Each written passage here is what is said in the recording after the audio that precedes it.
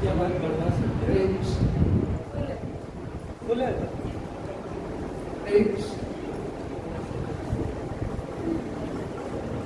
पिछले 2 दिन से हम बहुत सुंदर सेशन ये सुन रहे हैं और अपना पैरामीटर हमें समझ में आ गया होगा, अपना स्तर भी हमें समझ में आने लगा होगा कि हम किस स्तर पर हैं, कैसे, क्योंकि ये प्रेम परम पुरुषार्थ सुंदर पुस्तक महाराज की तो हमें अपना डेस्टिनेशन बताती है कि हमारा गंतव्य क्या है, हमें प्रेम तक पहुंचना है। लेकिन उस प्रेम तक पहुंचने के लिए बहुत सारे स्टेप्स हैं, बहुत सारी सीढ़ियां हैं। उन सीढ़ियों पर चढ़ करके हमने अंतिम सीढ़ी प्रेम तक पहुंचना है। कृष्ण प्रेम जो गोलोक धाम में है तो वो हमें प्राप्त करना है। तो सबसे पहले कौन सी सीढ़ी है? श्रद्धा। पहली सीढ़ी श्रद्धा। तो श्रद्धा तो हम सब में थी, तभी हम यहाँ आए किसी न किसी माध्यम से, किसी भक्त के माध्यम से तो हम यहाँ पहुंचे। श्रद्धा थी तो हमने साधु संग खोज लिया, हमें मिल गया साधु संग, किसी न किसी भक्त ने हम पर कृपा करी और हमारा हाथ पकड़ के ले आए, है ना। श्रद्धा थी, साधु संग हुआ, साधु ने कृपा करी, भक्त ने कृपा करी और हमें भजन क्रिया हमारी शुरू करवा दी। वरना कहाँ हम जब करने वाले थे और कहाँ। मैं सोच रही थी आज ही कि कोई व्यक्ति अगर बहुत, मेरी भाभी पीछे कैंसर की पेशेंट रही है तो मैं उन्हीं के बारे में सोच रही थी कि अगर आज वो गुरुपद आश्रय से नहीं जुड़ी होती तो क्या वो इतनी बीमारी से जूझ करके भजन कर पाती। लेकिन गुरुपद आश्रय ग्रहण किया हुआ था तो शरीर को किसी तरीके से अपने आप को धक्का लगाया कि नहीं मुझे करना है, ये करना है। तो ये है, हमें एक भक्त की कृपा जब मिल जाती है तो हमें हम पर ये होता है कि भजन वो करवा ही देते हैं, भक्त पकड़ पकड़ के भजन करवा ही देते हैं। तो 3 सीढ़ियां हमने चढ़ ली, भजन क्रिया तक हम पहुंच गए। और चौथी सीढ़ी कौन सी है? किसने क्रॉस किया उसको? रोज ट्राई करते हैं और करते ही रहेंगे, अंतिम समय तक करते रहेंगे, सब करते रहेंगे। ये नहीं कि कोई जूनियर भक्त है, कोई सीनियर भक्त है तो सीनियर भक्त नहीं अनर्थ निवृत्ति से जूझ रहा, वो भी जूझ रहा है, हर कोई जूझ रहा है। बस डिफरेंस इतना है कि जितने % में हमारी अनर्थ निवृत्ति होती है उतने % में निष्ठा होती है, उतने % निष्ठा तक पहुंचते हैं। जितने % निष्ठा होती है उतने % रुचि होती है ना। ये जितनी आपने हमारे 10% अनर्थों की निवृत्ति हुई तो 10% ही निष्ठा हो पाई। अगर अनर्थों की निवृत्ति ज्यादा हो जाएगी तभी निष्ठा भी ज्यादा होगी, निष्ठा ज्यादा होगी तो रुचि ज्यादा होगी। ये अगले स्टेप्स है। तो अगर इसका मतलब क्या है, प्रेम के स्तर तक पहुंचने में के लिए हमें सबसे ज्यादा काम किसमें करना है? अनर्थ। क्योंकि जितनी % अनर्थ निवृत्ति की होगी उतनी ही निष्ठा की होगी, उतनी ही रुचि की होगी। और रुचि की जब होगी तो फिर क्या होगा? फिर वो स्तर होगा। रुचि तक तो हमने कल बहुत सुंदर प्रश्न से सुन लिया। और फिर होगी आसक्ति, जिसको जो आसक्ति हम करना चाहते हैं। किससे आसक्ति? भगवान से आसक्ति और संसार से विरक्ति। ये भी तुला है, जितनी भगवान से आसक्ति होगी उतनी संसार से विरक्ति होगी, या वैसे वैसा जितनी संसार से विरक्ति होगी उतनी भगवान से आसक्ति होगी। आसक्ति कैसी? जैसे गुरुमा को हम देखते हैं कैसे हर समय उनका चिंतन अपने गौरताई पे लगा रहता है। मेरी गौरताई ये कर देगी। मेरे को जब महाराज बीमार थे तो गुरुमा से पूछा गया कि क्या महाराज की ऑपरेशन कराना चाहिए या नहीं कराना चाहिए। आपके गौरताई क्या कहते हैं? मेरे गौरताई, मैं अपने गौरताई से पूछूंगी तो मैं ये डिसीजन, उनकी गौरता उनको बताते हैं कि कैसे क्या डिसीजन लेने हैं लाइफ के। तो ये आसक्ति है, केवल और केवल कृष्ण से आसक्ति। तो जितनी आसक्ति कृष्ण से होगी, संसार से उतनी विरक्ति होगी। और यही करना है, इस संसार रूपी वृक्ष को काटना है। कैसे? विरक्ति के, भगवान क्या कहते हैं? विरक्ति के शस्त्र से काटना है ना? विरक्ति के शस्त्र से काटना है। तो वो शस्त्र कैसे? विरक्ति का शस्त्र कहाँ से आएगा हमारे पास? कौन देगा वो विरक्ति का शस्त्र? भगवान से आसक्ति जब होगी तो विरक्ति का शस्त्र प्राप्त होगा। ये तुला है। हमें जितनी आसक्ति भगवान से होगी, उतनी हमें विरक्ति का शस्त्र प्राप्त होगा। संसार छूटेगा। महाराज बोर्ड मीटिंग जब भी करते हैं तो हमेशा बोर्ड मेंबर्स को बोलते हैं, कब छोड़ोगे इसको, इस अपने ग्रस्त जीवन को? अब सारे वानप्रस्थी हो चुके हो, कब छोड़ोगे? लेकिन छूटता ही नहीं है। क्यों नहीं छूट रहा है? क्योंकि आसक्ति नहीं है। आसक्ति होगी तो संसार छूटेगा। इसलिए आसक्ति कैसे होगी? अनर्थ निवृत्ति से काम करना शुरू करना पड़ेगा। अनर्थों की निवृत्तियां होंगी, काम, क्रोध, लोभ, मोह, मद मत्सर, ईर्ष्या, द्वेष, ये सब कुछ इसका त्याग होगा। तो और उनको त्याग करने के लिए इस पर स्ट्रेस देना होगा। कैसे? अनर्थों की निवृत्ति कैसे होगी? भजन क्रिया सुंदर होगी तो अनर्थ होगी। तो सारे इंटरकनेक्टेड हैं, सारे इंटरलिंक्ड हैं।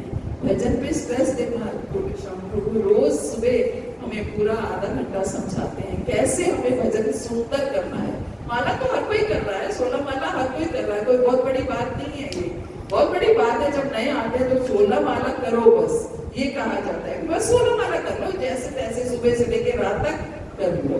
यदि ना स्कॉल वाले बस पहले तो कहते हैं बस 16 माला करो, फिर तो हाथ ही पकड़ लेते हैं, अब अच्छे से करो, अब ब्रह्म मुहूर्त में करो, अब ये करो, वो इतना कुछ, अब भागवत सुनो, श्रवण करो, साधु संग करो। पहले तो कहते हैं 16 माला करो बस। लेकिन अगर हम पहले 16 माला ये नहीं करेंगे तो हम लोग घुसेंगे कैसे? एंटर तो हम आएंगे ही। अब एंटर कर लिए, रस आ गया, रसो जो जीवा को जब रस लग गया है ना, विषय निवर्तन्ते निराहारस्य देहिना रसवर्जं रसोऽप्यस्ते परम निष्ठवान् वर्तते। जब उत्तम रस की प्राप्ति होती है, फिर हल्के रस अपने आप छूटते हैं। जब भजन का रस, नाम का रस जीवा को लगता है, तभी काम, क्रोध, लोभ, अनर्थ निवृत्तियां ये धीरे धीरे जाएंगी। रस लगना चाहिए, जीवा को टेस्ट आना चाहिए। नाम कभी है ना? कैसे कब वो दिन आएगा जब हमें वो रस आएगा। तो बहुत सुंदर महाराज ने एक एक शब्द ऐसे पिरो के लिखा है,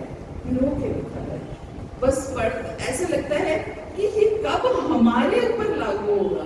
मैं तो पढ़ रही थी तो मुझे लगता है क्यों पढ़ रही हूँ, मेरे ऊपर तो कुछ भी लागू नहीं हो रहा है, तो कब लागू होगा? महाराज कह रहे रुचि के स्तर पर साधक का विषय भजन होता है, परंतु जैसे ही भजन में उसकी रुचि प्रगाढ़ हो जाती है, वो आसक्ति के स्तर पर पहुंच जाता है। जैसे ही भजन, रुचि से पहले क्या भजन के स्तर पर है, जैसे ही भजन में रुचि प्रगाढ़ हो जाती है तो आसक्ति होने लगती है। भजन में रुचि प्रगाढ़ हो जाना, नाम में रस आ जाना, नाम में आनंद आने लगा। नाम के बिना मैं रह नहीं सकती, नाम के बिना हम, भजन के बिना हम रह नहीं सकते। भजन तो हो रहा है, लेकिन ब्रह्म मुहूर्त में भजन के बिना मैं रह नहीं सकती, है ना? क्योंकि बाद का भजन, आप लोग भी सब इस चीज को महसूस करते होंगे कि कभी मॉर्निंग में अगर 16 माला नहीं होती तो क्या होता है? वो भजन होता है, वो तो केवल 16 माला प्रॉमिस पूरा होता है, इसके अलावा कुछ नहीं होता।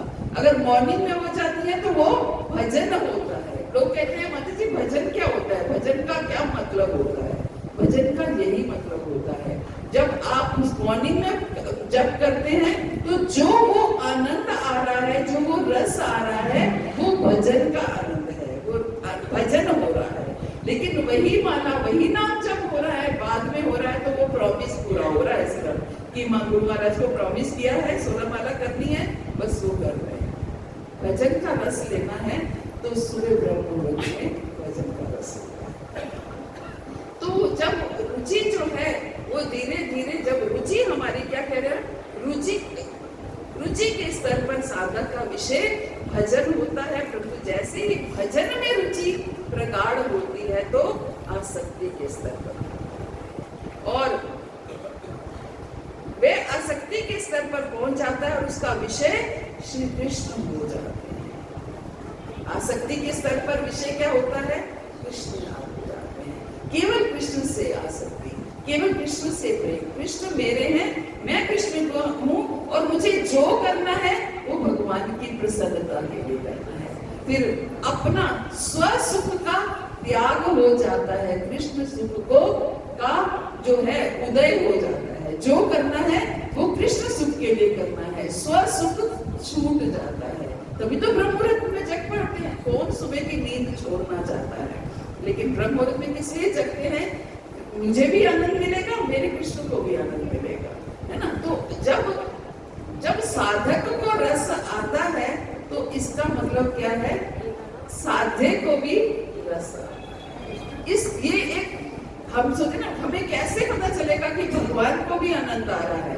अगर साधक को रस आ रहा है तो साध्य को भी रस आ रहा है।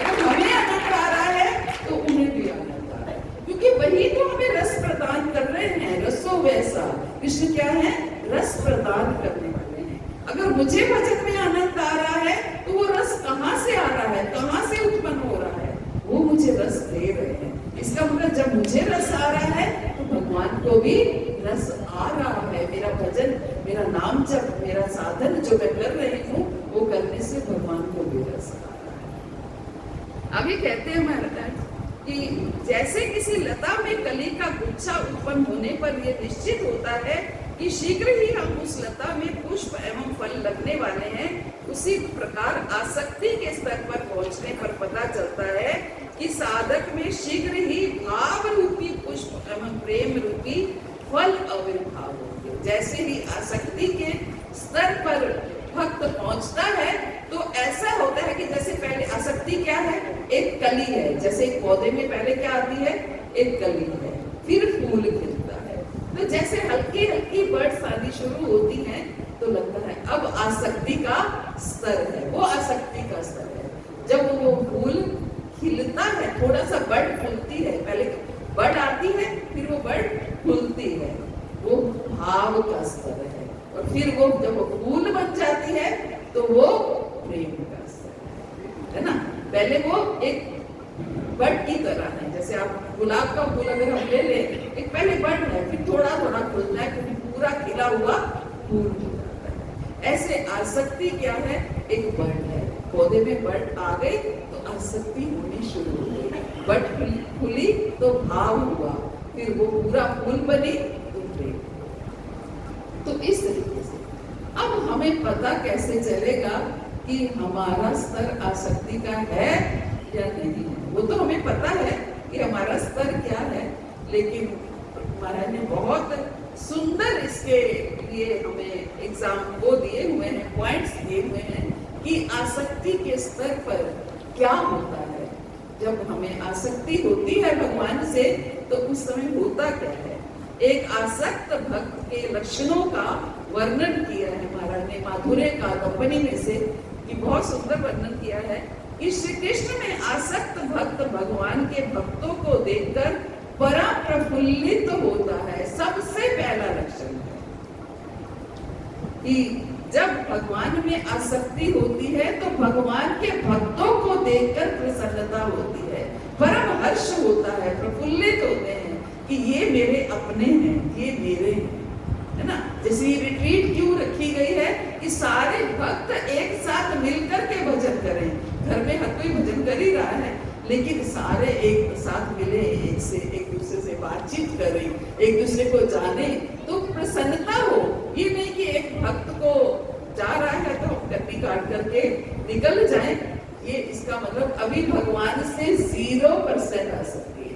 अगर जीवन में एक भी भक्त ऐसा है जिससे हमें ये लगता साइड से निकल जाए, इनसे हमें हरे कृष्णा ना करनी पड़े तो क्या है, जीरो आसक्ति है, जीरो। एक भी भक्त अगर जीवन में ऐसा है, सब भक्तों को, ये नहीं कि जो हमें पसंद है भक्त उनके साथ तो ठीक है, हमें देख के अच्छा लग रहा है, उनसे हम मिलना भी पसंद करते हैं, उनके साथ बातचीत भी करना पसंद करते हैं, रहना भी पसंद करते हैं, लेकिन हर भक्त को जो भी हरे कृष्ण महामंत्र का जप कर रहा है उसको, उससे हमें, ये नहीं मैं कह रही कि जो हरे कृष्ण महामंत्र का जप नहीं कर रहा वो भक्त नहीं है, वो भी हो सकता है, लेकिन हमें उन्हीं का पता है। तो इसलिए उनको देख करके हमें प्रसन्नता होनी चाहिए ना। अगर जीवन में एक भी भक्त ऐसा है जिनको देख करके प्रसन्नता नहीं हो रही, तो इसका मतलब अभी जीरो आ सकती है हमें कृष्ण से। ये महाराज श्री कृष्ण में आसक्त भक्त भगवान के भक्तों को देखकर परम प्रफुल्लित होता है और उनसे अपने कल्याण के विषय में जिज्ञासा करता है। हम जिज्ञासा, उसी भक्त को देखें तो जिज्ञासा होनी चाहिए, आपका ये स्तर, आपका जो स्तर है, कैसे आप यहाँ तक पहुंचे, मैं कैसे पहुंच सकता हूँ, मेरा ये स्तर कैसे हो सकता है। लेकिन हमें लगता है कि मेरा स्तर ऊंचा है, सामने वाले का शायद नीचा है, इसलिए हम जिज्ञासा करते नहीं है। तो जिज्ञासा हमें हमेशा करनी चाहिए। एक आसक्त भक्त किसी वैष्णव साधु का दर्शन कर उनसे कहने लगा, आप कहाँ से पधारे? आपके गले में शालग्राम शिला का सुंदर पुष्प संपुट लटक रहा है। आप धीरे धीरे कृष्ण नाम का उच्चारण कर अपनी रसना से नामामृत का आस्वादन कर रहे हैं। आप मुझ जैसे दुर्भाग्य व्यक्ति को दर्शन देकर न जाने क्यों परम आनंदित कर रहे हैं। एक भक्त का कैसे हम ग्लोरिफिकेशन कर सकते हैं, कैसे उनको बता सकते हैं कि एक तरह से अपनी खुशी को एक्सप्रेस करना, कि आपको देख करके मेरे को कितना आनंद हो रहा है, मैं कितना आनंदित हो रहा हूँ। ये महाराज बने कि भक्त को देखें तो आनंद हो जाना चाहिए और वो आनंद उस भक्त को एक्सप्रेस भी करना चाहिए, ये हमें बताना भी चाहिए कि उन्हें कितना आनंद हो रहा है। उससे क्या होगा कि थोड़ा सा अगर भक्तों में कोई ग्रजेस भी होंगे तो वो भी समाप्त हो जाएंगे। अगर हम अपना आनंद दिखाएंगे तो वो भी अपना आनंद दिखाएंगे। ये यथावा प्रत्यते दास थे वजाम्या मपतर्पानुवर्तन्ते मनुष्याः। जो जिस भाव से मेरे पास आता है मैं उस भाव से उसे ग्रहण करता हूँ, ये भगवान ने बोला है। लेकिन भगवान ने अपने गुण थोड़े थोड़े सब में डाले हैं, तो ये क्वालिटी हम में भी है। जो आप जिस भाव से दूसरे व्यक्ति के पास जाएंगे तो आप देखिए, कोई हमारे पास आकर के बड़ी आनंद से बात करता है तो हमें भी आनंद हो आता है, और कोई चेहरे पर शिकन ला करके बात करता है तो हमें भी ऐसा लगता है कि क्या बात कर रहे हैं इनसे, है ना। तो जिससे भी मिलना है, तो इसका मतलब क्या है, जो चीज हम आशा करते हैं दूसरा व्यक्ति भी तो वही आशा करता है। हमें जो हमें चाहिए वो उसे भी चाहिए, इसलिए हमें भी सबको आनंद देना। दूसरा आसक्ति के लक्षण बताए हैं आसक्त भक्त के। वहां जाकर कथाकार को कहता है कि मैं समझता हूँ कि आप श्रीमद् भागवत के सुंदर वक्ता हैं, अतः आप कृपया मेरे लिए दशम स्कंद के एक श्लोक की व्याख्या कीजिए। एक आसक्त भक्त, उसको अगर ये लगता है कि सामने वाला भक्त जो है वो भागवत में निपुण है, तो क्यों ना आज मुझे मिले हैं तो मैं उसका लाभ उठा लूं। जैसे शाम को मिले तो चैतन्य चरितामृत लेके बैठ जाना चाहिए पास में, ये चीज समझाइए। पता है कि इनके जैसा एक्सपर्ट कोई नहीं। तो इसलिए हमें इस चीज का लाभ अवश्य उठाना चाहिए कि हमें कैसे, अगर किसी की निपुणता है किसी भी शास्त्र में, हमें उस शास्त्र का उनसे लाभ उठाना है। तत्पश्चात में अन्यत्र कहीं साधुओं के सत्संग में चला जाता है और उनको देखते ही भूमि पर दंडवत करके उन्हें प्रणाम करता है। एक आसक्त भक्त जो भगवान में आसक्त है वो साधुओं को देखकर दूर से ही उन्हें दंडवत करता है और वहां उपस्थित सर्वश्रेष्ठ भक्त को कहता है कि हे भक्तराज, आप वैद्य शिरोमणि हैं, कृपया मेरा महाभाव रोग का निदान कीजिए। कि आप तो भक्त राज हैं, आप कृपया मेरे महाभव रोग का निदान कीजिए। हमें समझ में आना चाहिए कि हम भव रोग से ग्रसित हैं, तभी तो ये बोल पाएंगे। अगर खुद ही ये बात समझेंगे ही नहीं, अपने आप को ये भव रोग में मानेंगे ही नहीं, तो कैसे ये बात बोल पाएंगे? तो कैसे एक आसक्त भक्त साधु से क्या कहता है कि कृपया मेरे भव रोग का निदान कीजिए। ये भव कूप है, हम इस भव कूप में आकर के फंस गए हैं, गिर गए हैं, इस कुएं में आकर के गिर गए हैं, कृपया मुझे बाहर निकालिए। कैसे मैं बाहर निकल सकता हूँ? कभी मैं ब्राह्मण बालकों को देखकर सनकादि ऋषि समझ लेता है और उनसे पूछता है, क्या मुझे श्री ब्रजेंद्र नंदन की प्राप्ति होगी? कभी क्या करता है, ब्राह्मणों को देख करके सनकादि ऋषि समझ रहता है और क्या बोलता है कि क्या मुझे कभी ब्रजेंद्र नंदन की प्राप्ति होगी? क्या बालकों के, क्या मुझे कभी भगवान की प्राप्ति होगी? कभी मैं भगवान से मिल पाऊंगा? कभी मैं भगवान के दर्शन कर पाऊंगा? कभी मैं उनके चरण स्पर्श कर पाऊंगा? ये भक्त, आसक्त भक्त में हमेशा ये लालसा रहती है कि कब मैं भगवान से मिल पाऊंगा, कब भगवान के दर्शन कर पाऊंगा, कब भगवान की तरफ मेरी आसक्ति होगी, कब मैं उनसे प्रेम कर पाऊंगा। वह किसी पर्वत को देखकर उसे गोवर्धन समझकर परिक्रमा करने लगता है।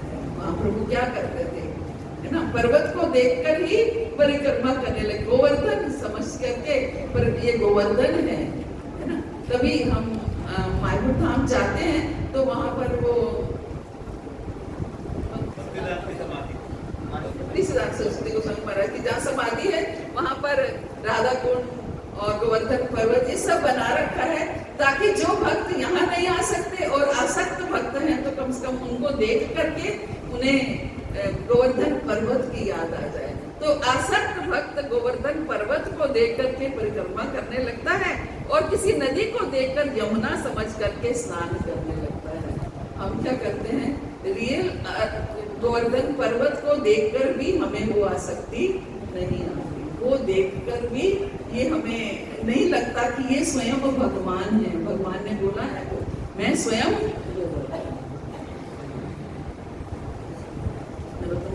तभी तो कहते हैं तो रंग बलि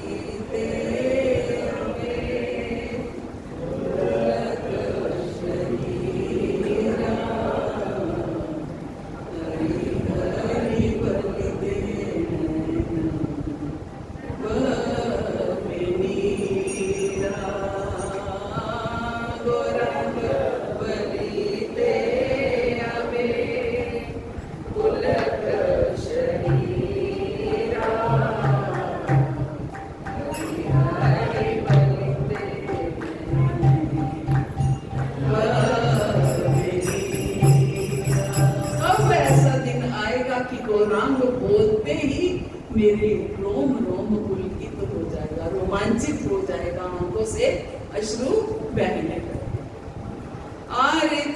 विनीता चंद करुणा संसार वासन मोरा कबे कुछ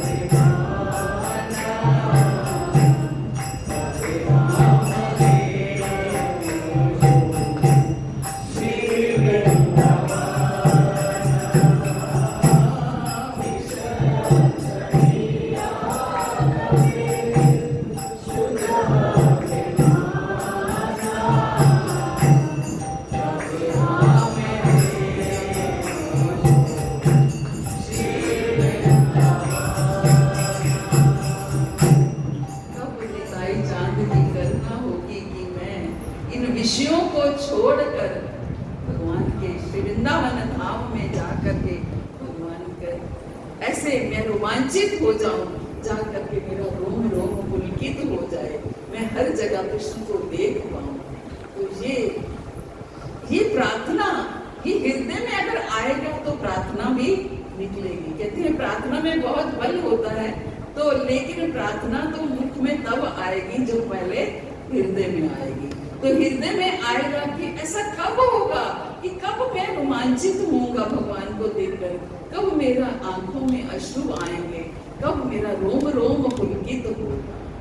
तो नरोत्तम दास ठाकुर हमें समझा रहे हैं, सिखा रहे हैं, हमारे वैष्णव आचार्य हमें समझा रहे हैं कि हमें कैसे किस तरह की प्रार्थनाएं करनी है।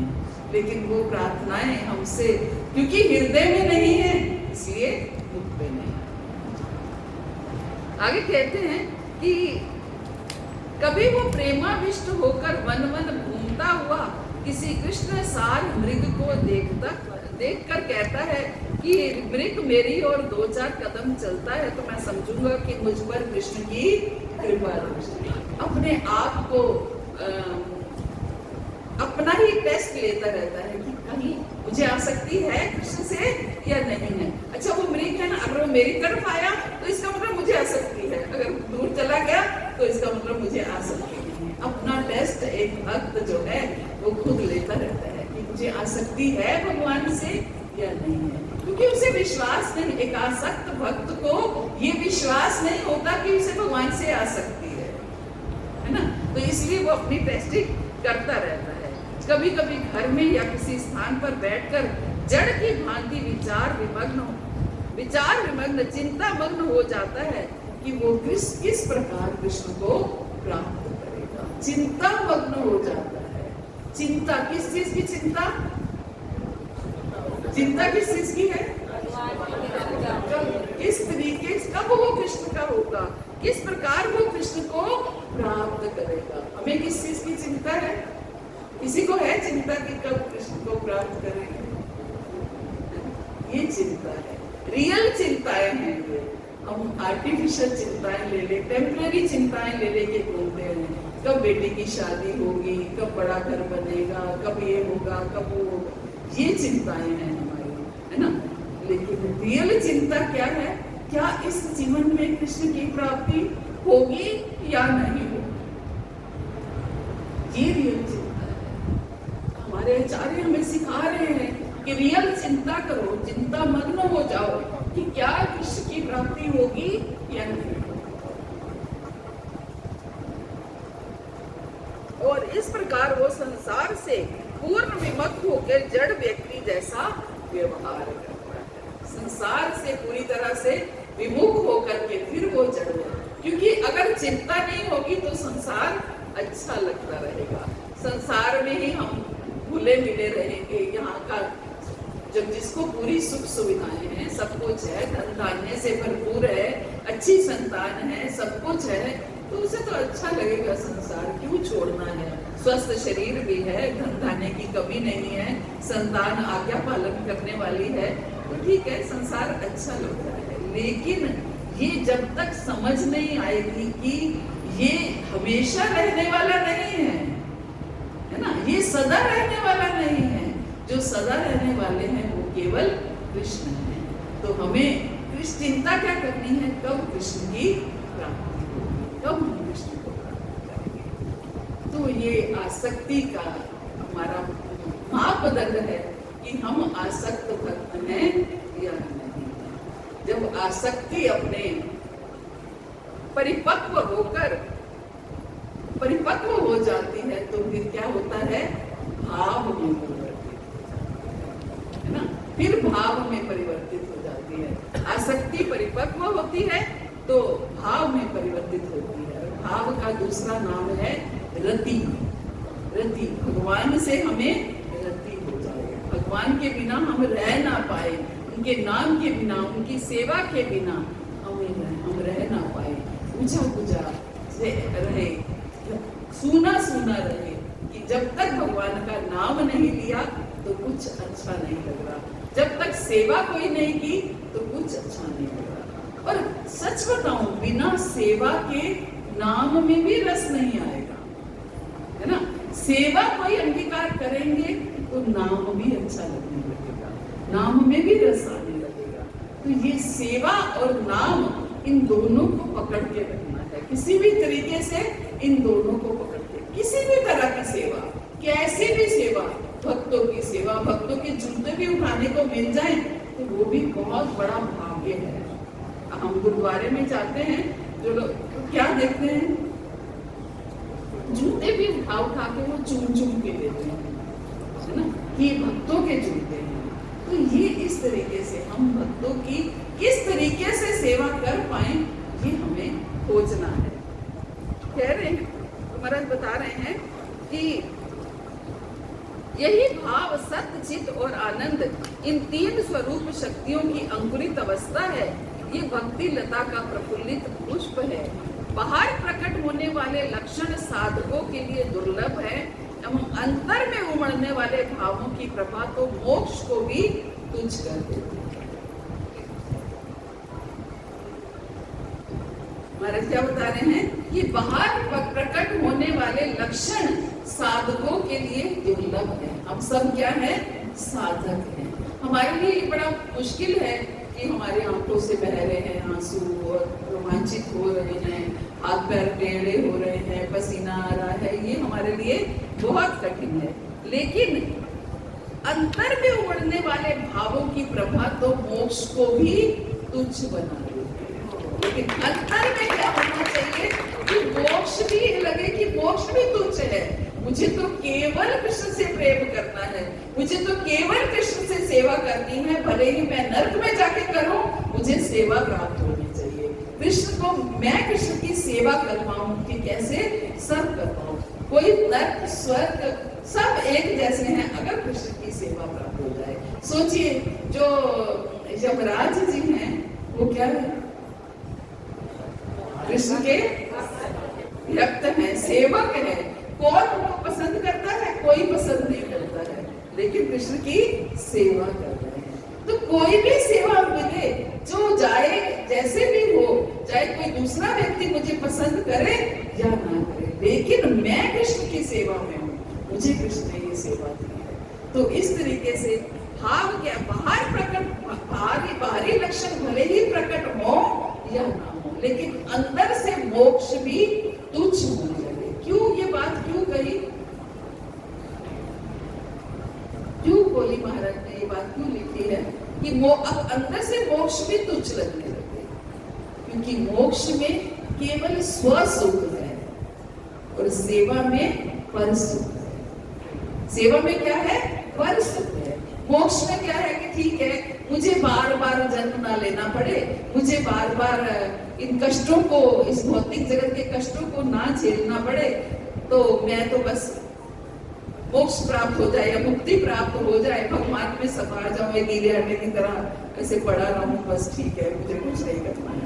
तो ये इस तरीके से हमें, इसलिए महाराज क्या कह रहे हैं कि मोक्ष भी तुच्छ लगने लगे, मोक्ष की भी आवश्यकता ना हो, बस केवल कृष्ण की प्रसन्नता, केवल कृष्ण का प्रेम, जो सेवा, ये। और कृष्ण किससे प्रसन्न होते हैं, जब भक्तों की सेवा, है ना, जब भक्तों की सेवा होती है। महाराज लिख रहे हैं, यदि प्रेम सूर्य है तो उसकी पहली किरण भाव है। अगर सूर्य, प्रेम को सूर्य माना जाए तो सूर्य की जो पहली किरण है वो भाव है। श्री भक्ति विनोद ठाकुर बताते हैं कि जब साधक का चित्त रुचि के द्वारा कोमल हो जाता है और विशुद्ध सत्व अवस्था प्राप्त होती है, तो उस अवस्था को भाव कहते हैं। भाव की डेफिनेशन गुरु महाराज बता रहे हैं कि जब साधक का चित्त रुचि के द्वारा कोमल हो जाता है, भगवान की सेवा में रुचि जागृत होती है, तो सेवा करते करते चित्त क्या होता है, कोमल हो जाता है। सेवा में रुचि जागृत हुई तो जब सेवा करते करते मन, हृदय कोमल हो जाता है, तो विशुद्ध सत्व अवस्था को प्राप्त होता है, और उस अवस्था को शुद्ध सत्व अवस्था, उस अवस्था को भाव कहते हैं। क्या हम सब कभी आ पाएंगे क्या?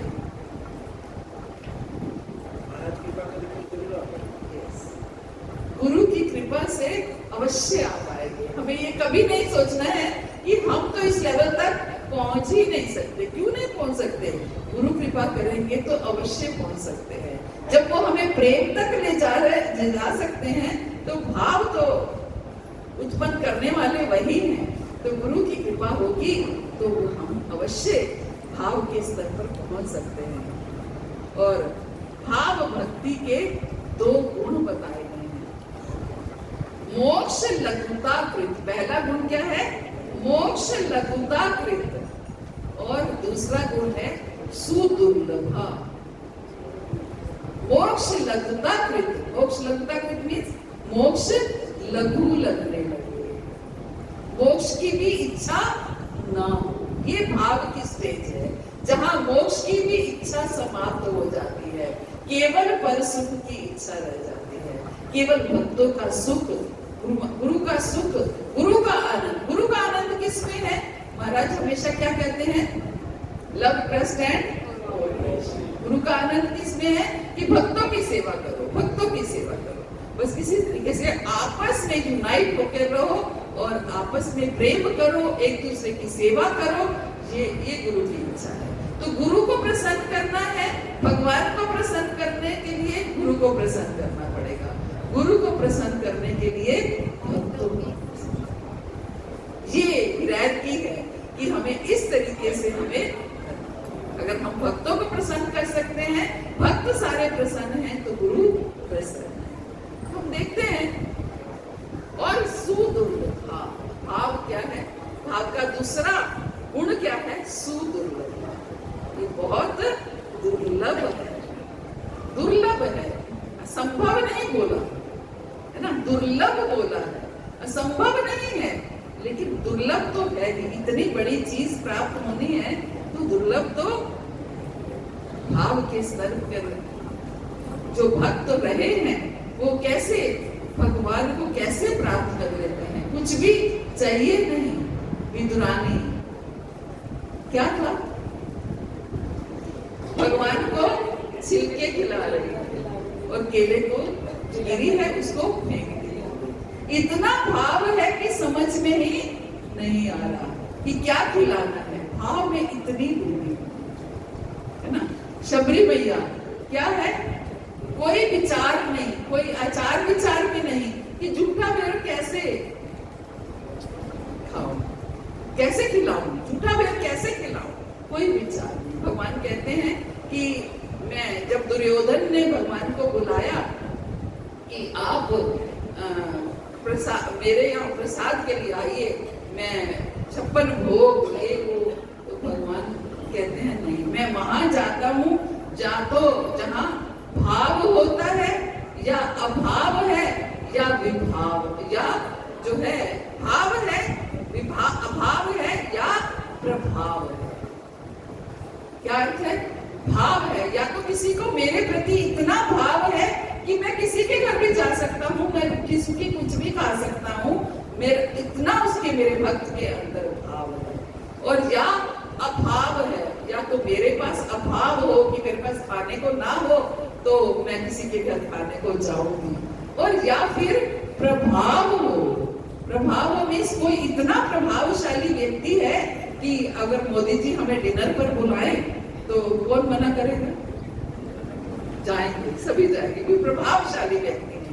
तो या तो दुर्योधन को बोलते तुम इतने प्रभावशाली तुम हो नहीं और अभाव मुझे है नहीं, भाव तेरे में है, तो मैं तुम्हारे यहाँ क्यों आऊंगा खाने के लिए? मैं कहा जाऊंगा? विदुर के दुर्योधन का त्याग्यो, दुर्योधन का त्याग्यो, साग विदुर घर आई, उसे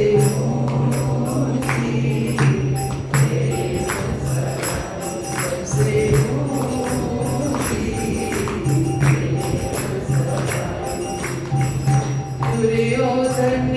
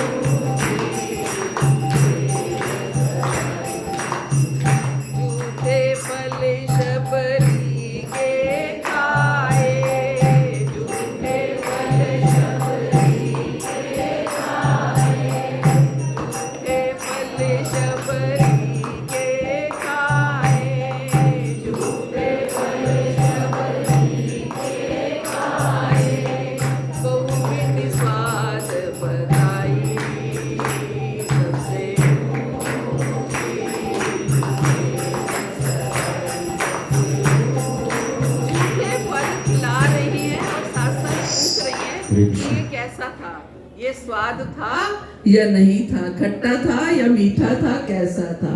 तो झूठे फल खा करके भी बहुविधि स्वाद बधाई।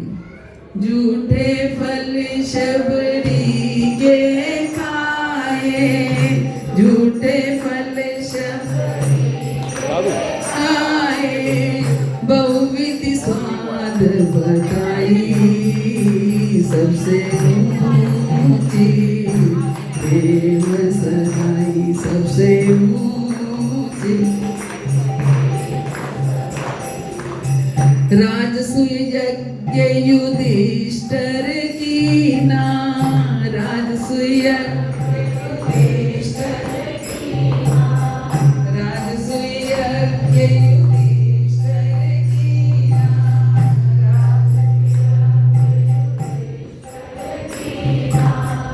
तामे झूठ उठाई।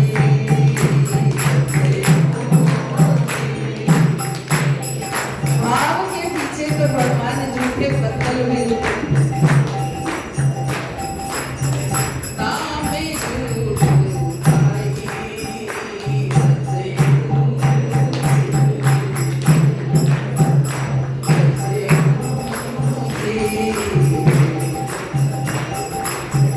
प्रेम के बस अर्जुन रथ हांक्यो, प्रेम के बस अर्जुन, प्रेम के बस अर्जुन रथ हांक्यो, प्रेम के बस अर्जुन रथ हांक्यो। कहाँ गई ठकुराई,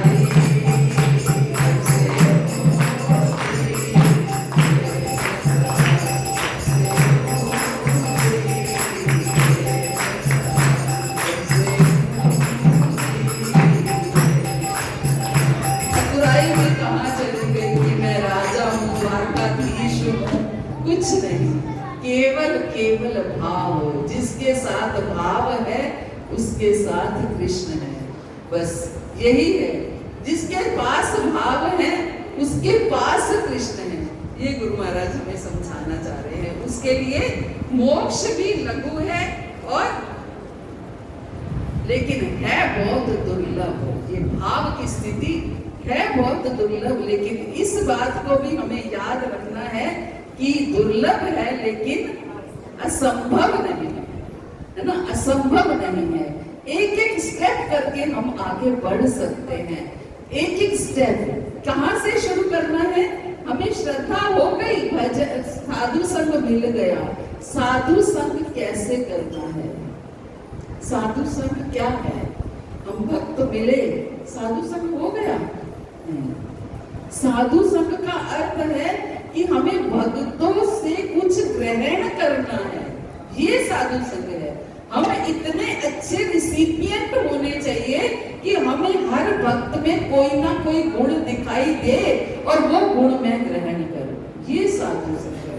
भक्तों का संग कर लिया तो ठीक है, लेकिन मन में अगर भक्तों के लिए विकार आ गया, द्वेष आ गया, तो वो साधु संग नहीं है। साधु संग क्या है कि साधु भक्त का संग किया और भक्त से मैंने ये रिसीव किया, इस भक्त से मैंने ये सीखा, इससे ये सीखा, इसमें देखो ये कितनी अच्छी बात है, ये साधु संग है। हर भक्त में कुछ ना कुछ सिखाने को है, वो सीखना मेरा काम है। ये साधु, मैं इतना अच्छा रिसिपिएंट बन जाऊं कि मैं गुणों को रिसीव करता हूं, है ना, और निर्दोष दोषों को इग्नोर करता हूं, ये साधु संग है। और साधु संग अच्छा किया तो भजन क्रिया पे काम करना है। भजन क्रिया पे काम किया, अनर्थ निवृत्ति पे काम करना है। काम हमें करने हैं। कहते ना, जितना गुण उतना मीठा। जितनी मेहनत करेंगे, जितना ये सब अनर्थ निवृत्ति पर काम करेंगे, जितनी भजन क्रिया पे काम करेंगे, उतनी ही निष्ठा है, उतनी ही रुचि है, फिर उतनी आसक्ति और भाव है। हम कहते ना, हमारे अंदर तो वो भाव ही नहीं है। हमारे भाव कोई भगवान ने इंजेक्शन से डाले नहीं है, हमें खुद क्रिएट करने हैं। भजन क्रिया सुंदर करके साधु संग रिसिपिएंट, अच्छे रिसिपिएंट बन करके, अच्छी भजन क्रिया करके, अनर्थों की निवृत्ति करके हमें भाव तक पहुंचना है। उस भाव को हमने ग्रहण करना है। महाराज बहुत सुंदर भक्ति रसामृत सिंधु के श्लोक का रेफरेंस दे रहे हैं। मना के पूर्णाराम हृदय भगवत धृतो, जिस साधक के हृदय में लेश मात्र भी भगवान की भाव भक्ति उदित हो जाती है, उसे धर्म अर्थ काम एवं मोक्ष के चारों पुरुषार्थ तृण के समान तुच्छ लगते हैं। महाराज 2 दिन से ये बात समझा रहे हैं हमें कि जो भक्त, हमें क्या करना है, धर्म अर्थ काम मोक्ष, तो ये तुच्छ है, हमें पंचम पुरुषार्थ के लिए काम करना है। और जिस भक्त के हृदय में लेश मात्र भी भगवान की भाव भक्ति है, उनके लिए पंचम पुरुषार्थ, 4 पुरुषार्थ जो हैं ये तुच्छ है। भाव जब हृदय में उत्पन्न होते हैं तो साधक को मोक्ष मिलने की कोई चिंता नहीं रहती। उसके लिए मोक्ष क्या है, नगण्य है। भाव भक्ति में डूबा हुआ साधक मोक्ष को लांघ जाता है। वेदों का चौथा पुरुषार्थ मोक्ष है, परंतु वेदों का अंतिम गुण एवं परम पुरुषार्थ प्रेम है। ये परम पुरुषार्थ प्रेम परम पुरुषार्थ है। चौथा पुरुषार्थ मोक्ष है। आज जितने भी अध्यात्म में आगे बढ़ते हैं तो सबका लक्ष्य मोक्ष में होता है। हिमालय पर जाकर तपस्या करना, एक पांव पर खड़े होके हठ योग, ज्ञान योग, कई तरह के योग करते हैं। लक्ष्य क्या होता है, मोक्ष प्राप्ति। लेकिन यहाँ महाराज क्या कहते हैं, मोक्ष तो बड़ी छोटी वस्तु है, बड़ी तुच्छ वस्तु है। हमें किसके लिए काम करना है, पंचम पुरुषार्थ के लिए काम करना है, प्रेम के लिए काम करना है। एक भाव भक्त जीते जी मुक्त ही होता है। यह यस्य हरे दासे कर्मणा मनसा गिरा। क्या कह रहे हैं, अपने शरीर, मन, बुद्धि तथा वाणी से कृष्ण भावनामृत में कर्म करता हुआ कृष्ण सेवा में स्थित व्यक्ति इस संसार में भी मुक्त रहता है।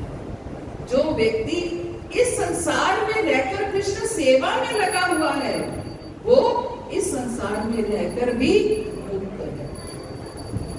अब सेवा का क्या अर्थ है, सेवा करना क्या किसे कहते हैं? हमें अपनी पसंद की सेवा चाहिए होती है ना। हम चाहते हैं जो मेरी ये सेवा मुझे पसंद है, मैं तो बहुत पर्टिकुलर हूँ इस मामले में कि ये मैं कर सकती हूँ, ये मैं बिल्कुल नहीं कर सकती हूँ। मुझे कुछ दिन जामा माता जी ग्रुप डिस्ट्रीब्यूशन के बारे में बता रही थी, तो मैं अपने क्वेश्चन आंसर सेशन हो नहीं पाया, तो मैं वरना पूछना चाहती थी कि मुझे तो इस सेवा में बिल्कुल रुचि नहीं है, मैं क्या करूँ। अब एक बार मैं और सुदर्शन प्रभु और गुरु गोरांग अभी तब नया नया था, तो हम तीनों लोग बुक्स लेकर के गए कि आज हम बुक डिस्ट्रीब्यूशन करने जाते हैं। तो बुक डिस्ट्रीब्यूशन करने गए, जाकर के हमने कम से कम 3 घंटे तो लगाए होंगे मालवीय नगर पार्क में जहाँ लोग बैठते हैं। तीनों जने हम वहाँ पर खड़े खड़े सबको कन्विंस भी किया। मंदिरों में मालवीय नगर के 2-3 मंदिर हैं, वहाँ मंदिरों के भी बाहर खड़े हुए, लेकिन एक सिंगल बुक हमारे नहीं मिली, एक सिंगल बुक। मैं तो इतनी हतोत्साहित हो गई, मैंने महाराज को बोला, महाराज मैं तो ये बुक डिस्ट्रीब्यूशन कभी नहीं कर पाऊंगी, मेरे पास का तो नहीं है। कहते नहीं कर पाओगी, अच्छे से कर पाओगी। और महाराज की इतनी कृपा हुई कि ऐसे नहीं कर पाती हूँ, लेकिन स्पॉन्सर करवा करके फिर फ्री डिस्ट्रीब्यूशन कर दिया। लेकिन शायद जितने शॉर्टकट में कर पाते कि बॉक्स के बॉक्स स्पॉन्सर हो जाते हैं और बॉक्स के बॉक्स फ्री डिस्ट्रीब्यूट हो जाते हैं, इस तरीके से हो जाते हैं। लेकिन हाँ, जैसे आप अच्छे लोग ये लोग करते हैं वैसे शायद मैं नहीं कर पाती हूँ। तो वो मेरा मुझे एक्सपीरियंस कभी भूलेगा नहीं। गुरु गोरांग को भी बहुत अच्छे से याद है। चौके छक्के मार रहे हो नहीं, गुरु महाराज ने बोला कि हाँ कर पाओगे, तो शायद इसलिए हो पा रहा है, अदरवाइज मेरे बस का तो बिल्कुल नहीं है। पता नहीं मेरे में कन्विंसिंग पावर नहीं है, या तो पता नहीं क्या रीजन है, तो नहीं कर पाती। ये प्रैक्टिकल है। हाँ माता जी, बोल आप सब बड़ो कोई पकड़ो, 1000 बुक्स वाले, 5 रुपए वाले, 20 रुपए वाले। हाँ यही कर पाते। किसी को छोड़ती नहीं हूँ। कोई बर्थडे, कोई मरता है, जीता है, सबको पकड़ लेती हूँ कि ये हमारे ये मरे हैं तो आपको कुछ हो सकता नहीं है, ये बच्चा पैदा हुआ है तो कुछ हो सकता नहीं है, तो किसी को नहीं है। लेकिन हाँ, ये डोर टू डोर जाकर के मार्केट में ये नहीं कर पाती हूँ, क्योंकि मुझे लगता है मुझे रुचि नहीं है। सेवा हम ऐसी करना चाहते हैं तो हमें अपनी रुचि, लेकिन फिर भी हमें किसी भी सेवा में रुचि तो बना के रखनी ही है। ये नहीं कि हमारी किसी भी सेवा में रुचि ना हो, सेवा में रुचि जागृत करनी है और उसके लिए हमें उन भक्तों का संग करना है जिनकी सेवा में रुचि है ना, जिनकी सेवा में रुचि है। और आगे सुदुर्लभा क्या है, भाव भक्ति क्या है, सुदुर्लभा है। तो ये पूरा नहीं है,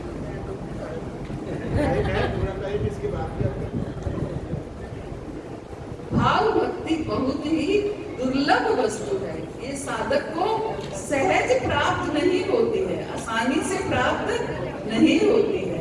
भक्ति तो हमें आसानी से प्राप्त होती है ना, हमारी कोई पुरानी सुकृतियां होंगी या फिर भक्त की कृपा है ना, इससे भक्ति तो प्राप्त होगी। लेकिन भाव भक्ति, ये इसको प्राप्त करने का क्या तरीका है ना, सुदुर्लभ है। अब दुर्लभ को सुलभ कैसे बनाया जाए? भगवान कहते हैं बहु नाम जन्म नाम अंत्य ज्ञान नहीं, सॉरी, अनन्य चेता सततम यो मां स्मरति नित्यशा तस्याहं सुलभा पार्थ नित्य युक्त से योगी। भगवान भी अपने आप को सुलभ बता रहे हैं, किसके लिए? अनन्य चेता सततम यो मां स्मरति नित्यशा, जो अनन्य चित्त से मेरा सततम लगातार स्मरण करता है, उसको मैं आसानी से प्राप्त हो जाता हूँ, उसके लिए मैं सुलभ हूँ। और अपने भक्त को दुर्लभ बताते हैं। सोचिए, बहु नाम जन्म बनते ज्ञानवान मान प्रबंधते वासुदेवा सर्मिति स महात्मा सुदुर्लभा। भक्त दुर्लभ है, वो कहते मैं तो बड़ा सुलभ हूँ, मैं तो आसानी से प्राप्त हूँ। तो जब भगवान सुलभ है तो क्या भगवान की भाव भक्ति सुलभ नहीं होगी? होगी। दुर्लभ को सुलभ बनाना है, ठानना है कि मुझे दुर्लभ को सुलभ बनाना है। कितने लोग ठानेंगे? तो दुर्लभ को सुलभ बनाना है, भगवान की भाव भक्ति को हमें सुलभ बनाना, हमें आसानी से प्राप्त हो जाए। कैसे की जब बनी है, यहाँ पर आई है, बहुत से लोग कहते हैं भगवत गीता को पढ़ करके कि माता जी ये भगवान ने भगवत गीता में इतने बड़े बड़े चैलेंजेस दिए हैं, क्या ये हम कर पाएंगे? हमारे लिए दिए हैं तो हमारे लिए ही दिए हैं ना, ऋषि का ही मैनुअल है तो हमारे लिए दिए हैं, तो हम क्यों नहीं कर पाएंगे? हम कर सकते हैं, तभी भगवान ने दिए हैं। तो भाव भक्ति भगवान ने बनाई है, तो किस लिए बनाई है? कि हमारे अंदर भाव भक्ति आ सकती है, तभी तो बनाई है। तो लेकिन प्रयास में हमारी कमी रहे तभी वो बात अलग है। हमारा प्रयास पूरा रहेगा, भजन अच्छा होगा, साधु संग अच्छा होगा और साथ में आगे हमारे अनर्थों की निवृत्ति होती रहेगी, तो फिर तो आगे अपने आप रेल चलती रहेगी। तो इसलिए सुदुर्लभ को सुलभ बनाता है। बहुत समय तक विषयों में आसक्ति रहित होकर नाना प्रकार के साधन द्वारा हरि भक्ति सुलभ नहीं है, और श्री हरि भी इसे सहज ही प्रदान नहीं करते हैं, इसलिए सुदुर्लभ है। भगवान भी इसे सहज ही प्रदान नहीं करते हैं, आसानी से नहीं देते हैं। क्यों नहीं देते हैं? क्योंकि भगवान कहते हैं अहम भक्त पराधीनो, मैं अपने भक्त का पराधीन हो जाता हूँ। कौन चाहता है पराधीन होना? लेकिन भगवान का, इसलिए भगवान आसानी से ये नहीं देते हैं, लेकिन ये नहीं कि नहीं देते हैं ना। वो दामोदर लीला में हम सुनते हैं ना, रस्सी हमेशा 2 उंगल छोटी रहे। रस्सी 2 उंगल क्या, तो वो 2 उंगल क्या थी? कि भक्त का प्रयास और भगवान की कृपा। अब धूप निकली है, धूप सेकना चाहते हैं तो धूप निकलेगी तभी धूप सेक पाएंगे। तो धूप निकली है लेकिन हम कुर्सी निकाल करके बाहर बैठे ही नहीं, तो धूप कैसे सेक पाए? इसका मतलब क्या है? भगवान की कृपा, यानी कि धूप भी निकलनी चाहिए और हमारा प्रयास, हम कुर्सी निकाल करके बाहर बैठने भी चाहिए, तभी हम उस धूप रूपी कृपा को प्राप्त करें। ऐसे दोनों चीजें। लेकिन अगर भगवान की कृपा में थोड़ी देरी हो रही है और हम रोज रोज कुर्सी निकाल करके बैठते रहेंगे तो कभी ना कभी तो धूप है ना। हम प्रयास करते रहेंगे करते रहेंगे करते रहेंगे, वहां गया पीछे ही बह गया, अब तो इसको देना ही पड़ेगा। तो हमें पीछे पड़ जाना है, पकड़ लेना है अच्छे से कि मुझे, मेरे अंदर भाव जागृत क्यों नहीं हो रहे, आपको करना पड़ेगा, वरना बनाए क्यों भाव भक्ति? अगर है तो मुझे देनी पड़ेगी, है ना। भले ही सुदुर्लभ है लेकिन असंभव नहीं है। मेरा टाइम हो चुका है, इसलिए आप लोगों को भूख भी लग रही होगी, तो इसको ठीक है।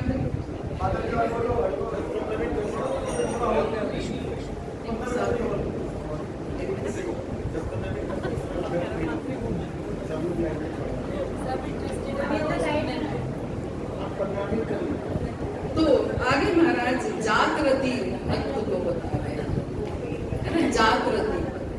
जागृति भक्त कौन से होते हैं? जिनकी रति जागृत हो गई है, भाव जिनके जागृत हो गए हैं, भाव उदित हो गए। जागृति भक्त को श्री कृष्ण के सुंदर विग्रह का अनुभव होने लगता है, उसे श्री कृष्ण के अंगों की श्यामलता, उनके अधरों की लालिमा, नेत्रों की अरुणिमा, मुख कमल की मृदु मुस्कान की शुभ्रता और उनके वस्त्रों की पीत छटा का अनुभव होने लगता है ना। जागृति, जैसे सूरदास जी क्या थे, कैसे आंखों से अंधे थे लेकिन पता चलता था भगवान ने कौन से वस्त्र पहने थे। आंखों से दिखाई नहीं दे रहा लेकिन भगवान के वस्त्र दिखाई दे रहे हैं, कौन से रंग के पहन रहे। आज गोस्वामी ने वस्त्र नहीं बनाए, तो देखते हैं टेस्टिंग, हेलो टेस्टिंग करते हैं, तो देखत ही हरि नंगम नंगा, है ना, तो भी देख लिया। तो ये जागृति भक्त हैं। ये तो जागृति भी नहीं है, ये तो बहुत ऊंचे लेवल के भक्त हैं। लेकिन एक उदाहरण यही है कि भगवान को कैसे, जागृति भक्त जो है वो कैसे भगवान को, हम तो शायद दर्शन करते हैं, मुझे तो घर आने तक ही भूल जाता है कि भगवान ने कौन सी वस्त्र पहन रखे थे, कौन सी करगनी लगा रखी थी, कैसा श्रृंगार कर रखा था, कैसे थे। वहां देखने के प्रयास करती हूँ, यहाँ बिठाने का भी प्रयास करती हूँ, लेकिन घर आने तक कोई पूछे तो कोई कभी याद रहेगा, कभी भूल जाऊंगा। तो ये हमारा लेवल है।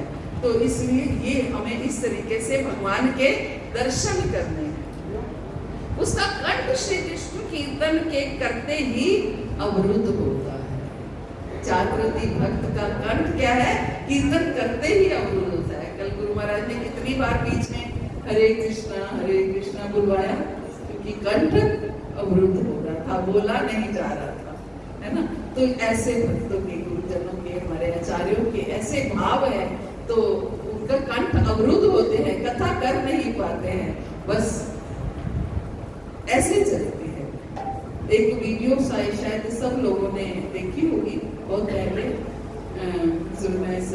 राधा गोविंद महाराज की वीडियो बहुत वो हुई थी। तो वो जो काव्यवन में भोजन थाली जो लीला स्थली है, महाराज वहां गए हुए थे और भोजन थाली के पास बैठे हुए हैं, और वहां के जो सेवक है वो महाराज को कथा सुना रहे थे। महाराज को हालांकि किसी कथा की आवश्यकता नहीं है, लेकिन वो लीला सुना रहे थे कि इसमें कृष्ण भोजन करते थे, इसमें बलराम जी भोजन करते थे, और महाराज फूट फूट के रो रहे हैं, देख देख करके फूट फूट के रो रहे हैं। तो ये भक्त हैं जिनको भगवान के को महाराज क्या कह रहे थे कि जैसे बच्चा दूर गया हो तो उसका कोई वस्त्र देख के ही हमारे अंदर वो प्रेम प्रफुल्लित होने लगता है, उद्दीपन होने लगता है। ऐसे ही इन भक्तों को भगवान की लीला स्थलियों को देखकर ही प्रेम उद्दीपन होने लगता है। तो कभी ना कभी तो वो समय हमारा आएगा कि कम से कम हम देखने मात्र से ही कोई भाव उत्पन्न हो जाए, कुछ हमारे अंदर भी ये जो सूखा पड़ा हुआ है ये थोड़ा सा बाढ़ आने लगे तो कुछ काम बन जाएगा। वे श्री कृष्ण की मधुर मुरली ध्वनि, उनके नूपुरों की झंकार, उनके मधुर कंठ की सुरीली वाणी सुनकर और उनके चरणों की सेवा करने की अभिलाषा लेकर मन मन उनका अन्वेषण करने लगता है। कभी कभी इस प्रकार हाथों को उठाते हैं जैसे श्री कृष्ण को आलिंगन कर रहा हो। जागृति पर क्या करता है, कभी कभी इस प्रकार हाथों को उठाता है कि जैसे कृष्ण का आलिंगन कर रहा हो और नृत्य करने लगता है। कभी कभी उनके अधरों का स्पर्श करते हुए अपने अधरों को जीवा से आदर करता रहता है। कैसे? ऐसे देखा किसी ने? है ना? भगवान के अधरों का स्पर्श महसूस करने के लिए अपने अधरों को भाव, वो तो हमारे होठ सूख जाते हैं तो वैसे भी करते रहते हैं, वो नहीं, भाव क्या होना चाहिए कि भगवान के अधरों का रस है, उस रस का आस्वादन करने के लिए अपने होठों पर जीवा को फेरता करता है।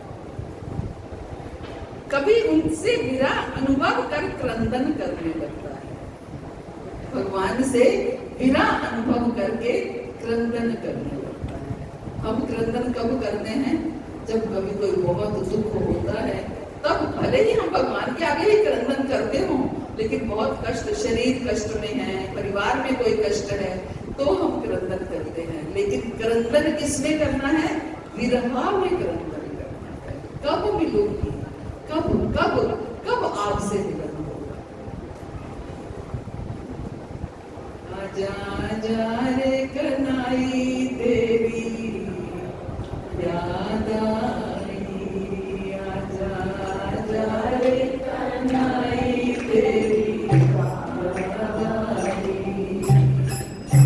याद आई रे तेरी याद आई, याद आई रे तेरी याद आई, याद आई रे तेरी याद आई, याद आई रे तेरी याद आई, आजा आजा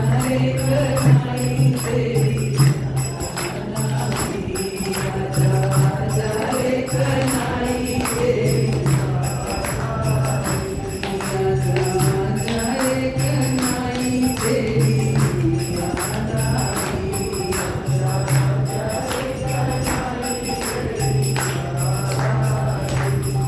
दसी मक्खन चुराया किन दिन बीत गए, दसी मक्खन चुराया किन दिन बीत गए, तेनु मधुबन आया किन दिन बीत गए, तेनु मधुबन आया किन दिन बीत गए, ओ पीका कदमा ते पाया किन दिन बीत गए, पीका कदमा ते पाया किन दिन बीत गए, गीत गीत वाले गाया किन दिन बीत गए, गीत गीत वाले गाया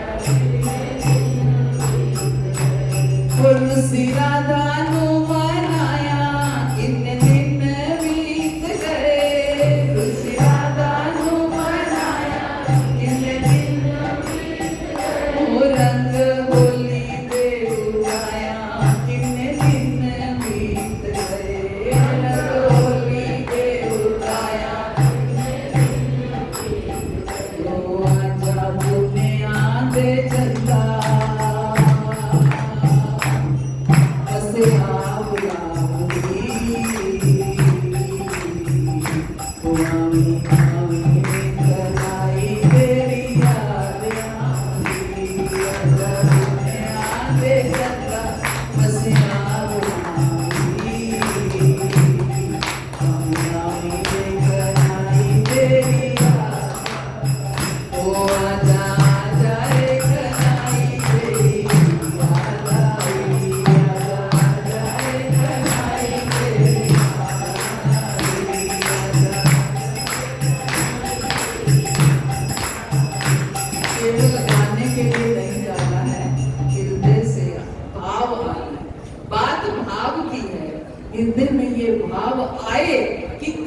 मिलोगे, कब आपके दर्शन कर पाऊंगी, कब आपकी सेवा होगी, कब मैं पूर्ण रूप से समर्पित हो पाऊंगी। अभी तो थोड़ा थोड़ा समर्पण है, अभी तो कोई कुछ कह देता है तो मैं पीछे हट जाती हूँ कि उसने ये कह दिया, मैं ये सेवा नहीं करूँगी, है ना।